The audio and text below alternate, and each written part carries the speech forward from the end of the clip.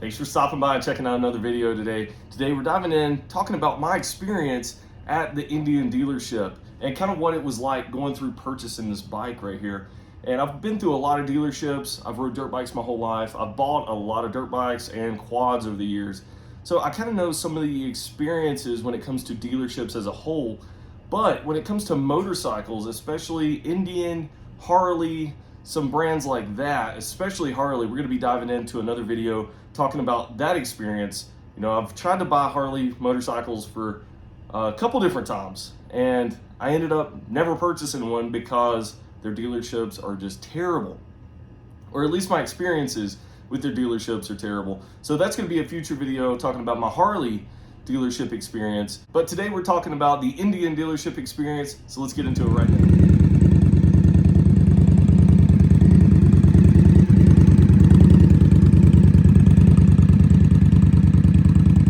So the very first thing when you walk into an Indian dealership, and I've walked into a couple different ones and they're all pretty consistent, it seems like their branding, it just kind of creates a type of atmosphere. It's like walking into a clothing store or something. Their branding kind of controls their atmosphere. That's how it kind of is with Harley and Indian, but Indian is a little toned back.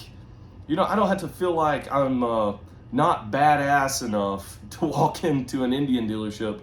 I feel right at home. That was the first thing I noticed. The very first time I ever went into an Indian dealership is I didn't feel like I had to really prove anything. I didn't have to prove that, you know, I hadn't been in prison before. You know, I was just kind of a regular Joe looking for a motorcycle, and I wasn't a part of a club or anything like that, and I wasn't expected to be, which was the cool thing about it, right? And that shouldn't be the case with any dealership. But with a Harley dealership, you walk in, you're like, holy crap, am I in the right place? Am I gonna get freaking stabbed if I look at the wrong person? You know, that's kind of my experience with them. But Indian, completely different. I walk in, it's a couple older gentlemen. They're as friendly as can be. You know, the first thing they look at me and they're like, "Hey, sir, are you in the military?" I'm like, "Yeah, I am. I'm active duty Air Force." And we just start talking about military stuff. And you know, we kind of got a common ground there. You want to have a good common ground with your salesman. And but they weren't overly, you know, driving a sale. They let me kind of control what I wanted to look at. Right? They asked me, what are you looking at, sir? And I said, you know, I really like the Indian Scouts. That's kind of in my budget. That's what I'm looking for. And they said, yep, there's a couple of them back there if you want to go look at them. And they didn't follow me or anything. They knew what I wanted to look at. They knew that I could probably take care of going to look at a motorcycle by myself without being pushed too much. So that was one of the cool things about it. They left me alone. They treated me like a person.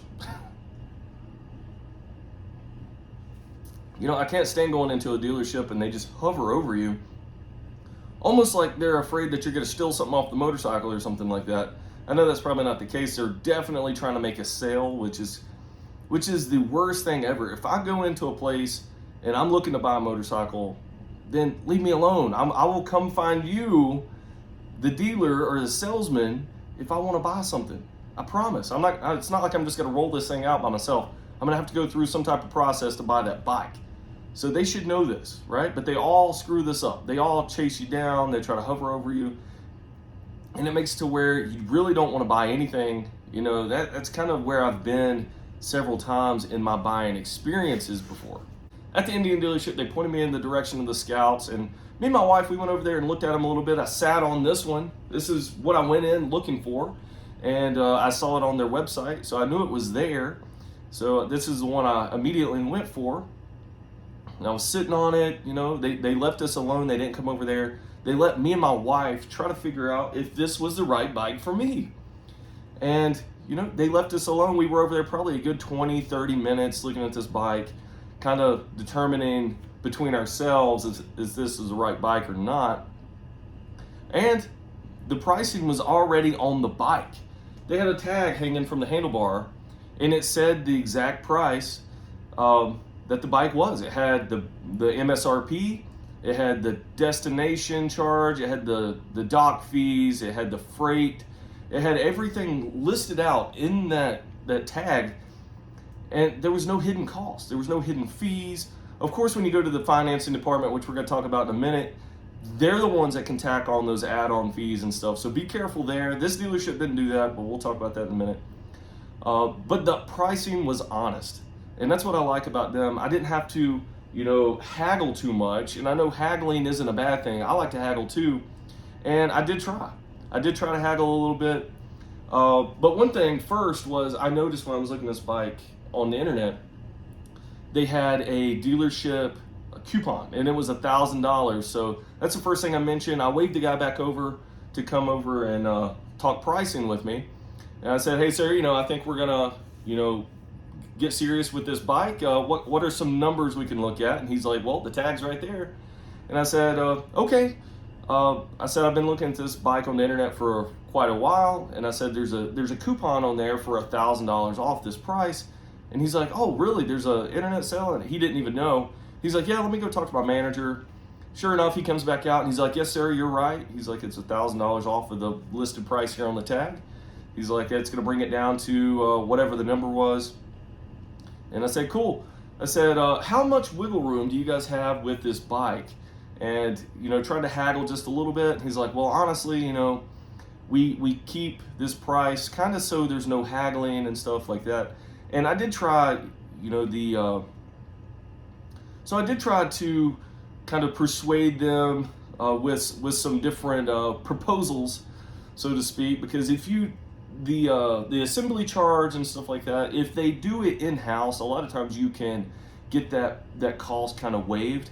So I asked him, I said, sir, do you assemble the bikes here in-house? And he said, yeah, we do. But he's like, I'm just going to tell you, our manager is not going to waive that assembly charge.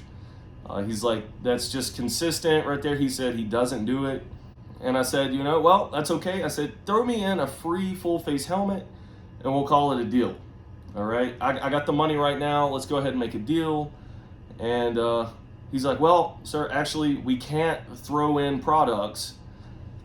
He's like, I'm not even going to take that back there. He's like, we can't throw in products. But he said, since you're military, he said, we have it's like some type of heroes program or something like that for military. And he's like, it's $200 towards any type of gear in here, or you can put it towards the motorcycle.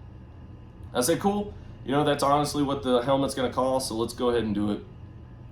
So I didn't go in there trying to haggle too much. I know I probably could have did the whole let's go walk out type thing, because I like to do that. Honestly, I really do like to do that. I did it when I was buying the camper, and I did it with buying vehicles before. Believe me, I can haggle.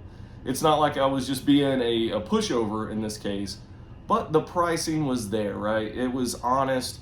You go down to the Harley dealership, they're gonna rape you on the charges. And that's what they told me. They said, honestly, we have the most honest prices around here. You go down to Harley, which is literally across the street from where the Indian dealership I bought this one was. And he's like, they are going to upcharge so much. And they do. They do. I've had buddies that have bought Harleys just recently, and the MSRP will be down here, and they're paying, 10 grand in some cases over that MSRP price, which is outrageous. But that's just how Harley is. I don't know. It's a cultural thing, I guess. But anyway, back to the Indian dealership here. Price tag was there. There was very little haggling, which, isn't a bad thing, right? If you go in there trying to haggle too much, it kind of sets a tone for how the salesman reacts. Also, kind of gets you in a bad mood too. So minimizing the haggling isn't always the worst thing in the world. It kind of keeps the tension down a little bit and can make the sale a little bit better. So we talked numbers a little bit, and at this point, he hadn't even asked for my credit yet. He hadn't even asked me if I wanted to run my credit, which is crazy. We're going to talk about in the Harley video. They wouldn't even give me a price without running my credit, which is absurd. You can't even give me a price. And I'm sitting here trying to buy a motorcycle. You can't even give me a rough price without running my credit. It's like, why is my credit score going to determine the price of that bike? That's just bad business in my mind. So props to Indian on that one. And I might be trying to give Indian a lot of props here, but that's just how I feel about the whole situation. I would probably be sitting on a Harley Davidson street bob right now if Harley wouldn't have treated me the way they did. So stay tuned for that video. We're going to talk about it. But this Indian Scout Rogue has been amazing. So I don't regret the decision at all. It's a really, really nice bike. So talking about the credit, we had been there probably an hour at this point, just talking numbers, looking at the bike. And, he hadn't even asked me my credit yet. Asked to run my credit, which was pretty cool. And finally, after we even talked the numbers and I even shook on the price of this bike out the door, then he's like, hey, sir, do you mind if I run your credit now so we can get the financing started? Because he asked me if I wanted to finance it. I said, yeah, I'm putting this amount down. Cool. And they went and ran my credit, which was crazy. After the whole deal was done, they're going to go ahead and talk credit. Okay, cool. So at that point, the price isn't going to change or anything. The only thing that's going to change is your APR, which is going to be based off of whatever credit score you get. So, that kind of makes sense to me. I shouldn't have to run my credit to determine a price baseline of this bike right here. That was pretty cool business practice on Indian's part. So they came back, they ran my credit, they did all that, and they said, okay, all right, you guys are ready for the financing department. And I said, okay, I've had some bad experiences with financing departments, just like I did with Camping World. Certain vehicles I've bought in the past, I was super young.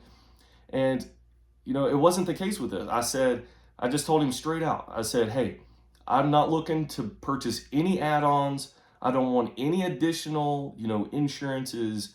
I don't want anything else in this contract. I said, I want the out the door price that we shook on. And I said, that is it. And he said, okay, I'll let the financing guy know.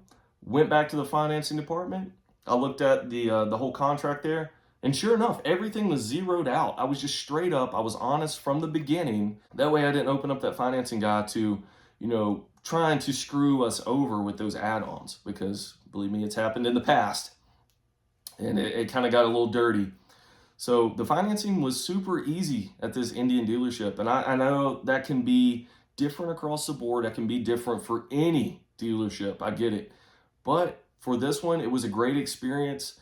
And I would strongly recommend Indian. The atmosphere was kind of what set the tone. It's just a bunch of regular guys. It wasn't like people strapped up with all kinds of leather, the bandanas and beards down to their knees and they're talking about how they've been incarcerated 50 million times. That wasn't the case. It was just regular guys that like riding motorcycles, which I thought was cool, right? I felt like I was in the right place. I wear flannel, I wear blue collar type stuff, right? And I was just a regular Joe in the right place, and I didn't have to feel like I had to prove anything. So that was a cool thing. The whole experience was only like 2 hours tops out the door, and made it super easy. I was one of the fastest dealership experiences I've ever had in my life, which was a cool thing. That doesn't happen a lot of times. All right, guys, if you like this video, like and subscribe. Hopefully the ranting and stuff like that doesn't bother you guys. And hopefully this is information that I can pass on that you guys can kind of base whatever kind of purchase you're going to make in the future on. So you know what you're walking into. You're not going to make some mistakes that I've made in the past. And, it's going to give you insight on probably whether or not you should, go for some businesses over the other, or things to look for. I love Harley Davidson motorcycles. They are just great motorcycles. They look good. They sound good. They're iconic.